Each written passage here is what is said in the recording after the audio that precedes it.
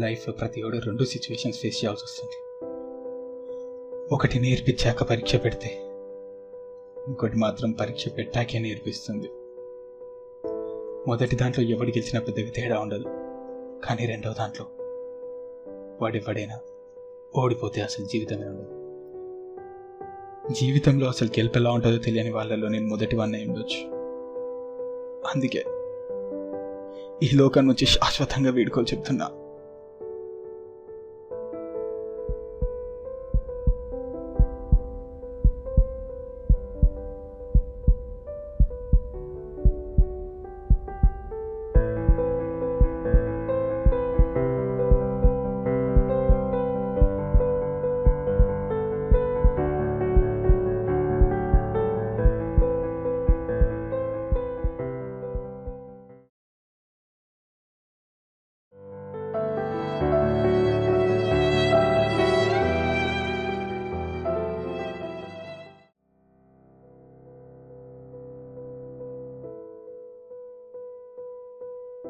ఎవరు భయ మీరు?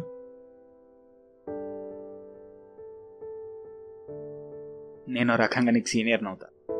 ఇక్కడేం చేస్తున్నారు? అసలు ఎలా వచ్చారు? నీకు కంపెనీ ఇద్దామని. నా గురించి కాదు కానీ నువ్వెందుకు చనిపోయావు చెప్పు. మీకెలా తెలుసు? ఓ, ఆ రకంగా నా సీనియరా? ఆయన మీకు తెలీదా అసలు ఏం సాధించాడని బతకడానికి? బతుకుంటేనే కదా అసలు సాధిస్తావో లేదు తెలిసేది. ఇన్ని చెప్తున్నారు బాస్, మరి మీరెందుకు చనిపోయారు? అయినా మీ గురించి నాకెందుకు? నా ప్రాబ్లమ్స్ మీద అసలు మీ ప్రాబ్లమ్స్ లానే అనిపించు. అసలు ఏంట్రా నీ ప్రాబ్లమ్స్? లవ్లో ఫెయిల్ అయ్యావా? ఫైనాన్షియల్ ప్రాబ్లమ్సా? కెరీర్? అది ప్రాబ్లమే కాదు. కాన్ఫిడెన్స్ ఉంటే నీ కెరీర్ నువ్వే సెట్ చేసుకోవచ్చు కదా. కావాల్సినంతుంది. నేనేం చేయలేనన్న కాన్ఫిడెన్స్, ఎలాగైనా చావాలన్న కాన్ఫిడెన్స్.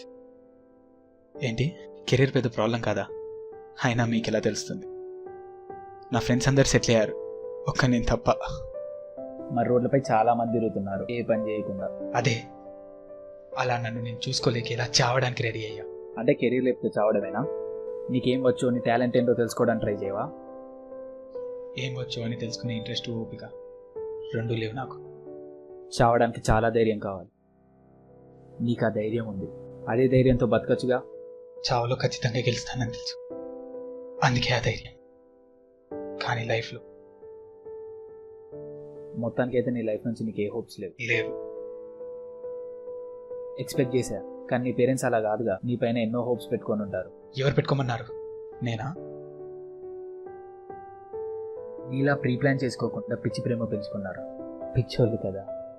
అందుకే చాలాసార్లు చెప్పాను వాళ్ళకి, ఊగిసలాడే ప్రాణం నాది, ఎప్పుడు పోతుందో నాకు కూడా తెలియదు. వాళ్ళు నా మీద ఎంత ప్రేమ చూపించినా అంత ఎడారిలో కురిసే వర్షం లాంటిది. ఎంత కురిసినా నీరు మాత్రం నిలవదు. నువ్వు చెప్పినంత ఈజీ కాదు. పేగు తెంచుకున్నప్పటి ప్రేమ చివరి రక్త బొట్టు దాకా అలాగే ఉంటుంది. మరేం చేయను? ఏమీ చేయలేకపోతున్నా నేను డిప్రెషన్లో. నేను నా బాధ చూడలేక వాళ్ళు రోజు ఏడ్చి ఏడ్చి చస్తున్నారు అక్కడ. అదే ఇలా అయితే ఒకరోజు, మహా అయితే వారం లేదా నెల, ఆ తర్వాత అయినా వాళ్ళ లైఫ్ని వాళ్ళు ప్రశాంతంగా జీవిస్తారు కదా. అందుకే మనసు ఒప్పుకుపోయి ఇదే పని చేస్తున్నా.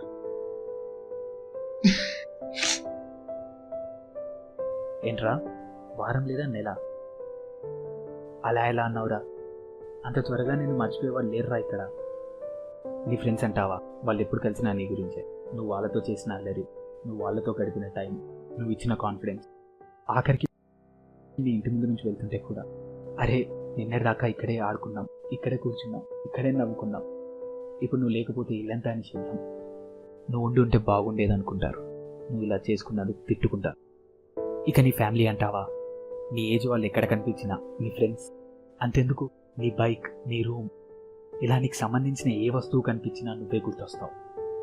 ఎక్కడ చూసినా ఏది చూసినా నువ్వే, కేవలం నువ్వే. అలా అని వాళ్ళ కోసం నేను బతకాలా? అది బాధపడుతూ. అలా బతుకుంటే కనీసం వాళ్ళ జ్ఞాపకాల్లో గ్రూప్ ఫోటోల్లో అయినా ఉంది, లేకపోతే నీ జ్ఞాపకాలే వాళ్ళ ప్రపంచం అవుతాయి. చూసారా, ఆఖరికి మీరు కూడా నాకు చెప్తున్నారు.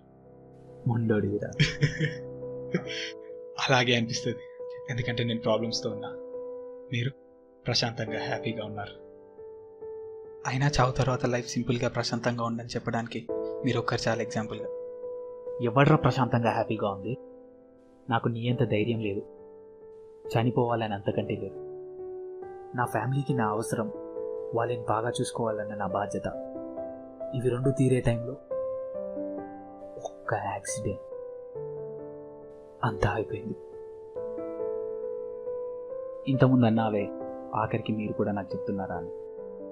నువ్వు చావు ముందు ఎలా ఉంటుందో మాత్రమే చూసా, ఆ తర్వాత ఏంటో నేను చూశాను.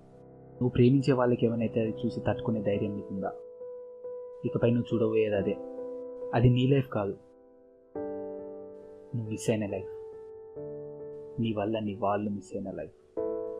అది ఎలా ఉంటుందో మాత్రం నేను చెప్తా. ఆ బాధ నీ ఇమాజినేషన్ కుదిరేస్తుంది. ఆ తర్వాత కూడా నేను ప్రశాంతంగా ఉన్నానని చెప్పు, ఒప్పుకుంటా. ఎప్పుడు సందడిగా ఉండే మీ ఇల్లు అప్పుడు అలా ఉండదు. ఇంటి ముందంతా జనం, అందరి కళ్ళల్లో కన్నీరు. కుమ్మం ముందు మీ అక్క తన బాధ ఎవరితో చెప్పుకోవాలో కూడా తెలియక తనలో తానే కుమిలిపోతుంది. కాస్త ధైర్యం చేసి ఇంట్లోకి వెళ్తావు. అక్కడ అన్ని శబ్దాల మధ్యలో ఒక రోద. చూస్తే మీ అమ్మ ఒక బాడీ పక్కన గుండెలు బాదుకుంటూ ఏడుస్తుంది. ఓదార్చడానికి నువ్వు కూడా ఉండవు. ఇంత జరుగుతుంటే ఎప్పుడు మీకు ధైర్యం చెప్పే నాన్న ఇప్పుడు కనిపించదు. ఇల్లంతా వెతుకుతావు, ఎక్కడా లేడు. నీ భయం ఎక్కువ వద్ది. ఆ బాడీ ఎవరిదో చూద్దామన్న నీ ధైర్యం చచ్చిపోతుంది.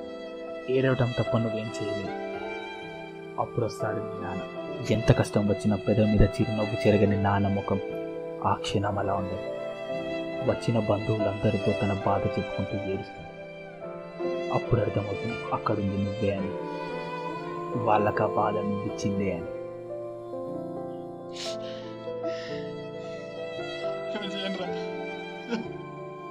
ప్లీజ్ ఏమని ఏంట్రా, లైఫ్ అయిపోయింది అనుకున్నా.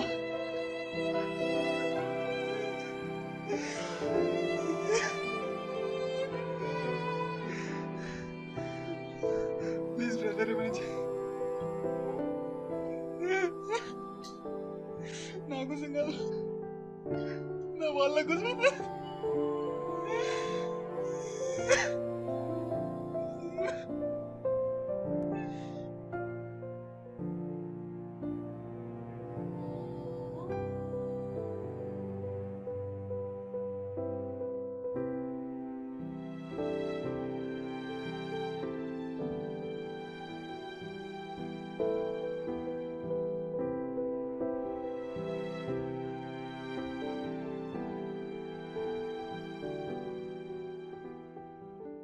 Please do like, share and subscribe.